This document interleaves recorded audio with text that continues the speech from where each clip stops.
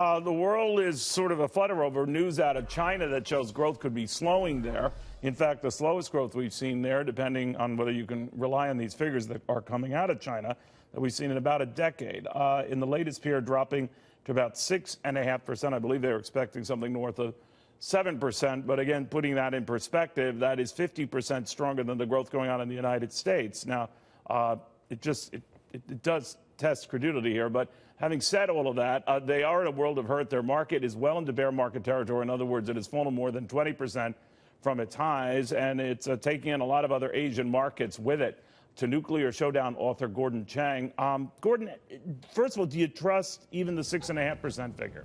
No, clearly not, Neil. And you can look at some of the underlying figures for September and the Q3, and they just don't make sense. So, for instance, they're saying, and this is my favorite, that retail sales increased 9.2% in September. But at that very same month, vehicle sales, which is a major component of retail sales, dropped 11.6%. You know, we're seeing a fall in vehicle sales all 3 months of the quarter. You know, this 6.5% number doesn't really make sense. I think China's probably growing in the high 2s or the low 3s, which, by the way, means that the U.S. is growing faster, because in Q3, according to the Atlanta Fed GDP tracker, we'll probably grow about 4.2%. You know, the argument has been because China's slowing down, whether we could accept the numbers, they're slowing down too. They're in a world of hurt, and they're more inclined to come to the table to negotiate with us when it comes to trade concessions and the like. They haven't done that yet. What do you think happened?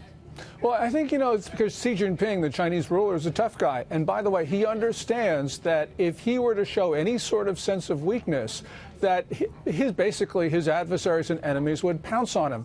Because over the last 6 years or so, he has deinstitutionalized the Communist Party. There are no longer these rules that guide succession, which means if he loses power, he could easily lose his freedom and maybe even his life. We're going back to Maoist-style politics. Xi Jinping realizes that this is basically his life on the line, so he's not going to give up without a real fight.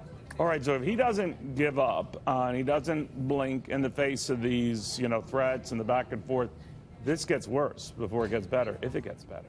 Oh, sure. And what we could see is Xi Jinping taking the Chinese economy and even the People's Republic down with him. So there are grave consequences for China for all of this. But, you know, Neil, we don't have any choice, because the Chinese have been stealing hundreds of billions of dollars of U.S. intellectual property each year. We've got an innovation-based economy. If we can't commercialize our innovation, we don't have very much of an economy. So for us, this is also critical to our future. All right. Thank you very, very much. It's wild. Gordon Chang.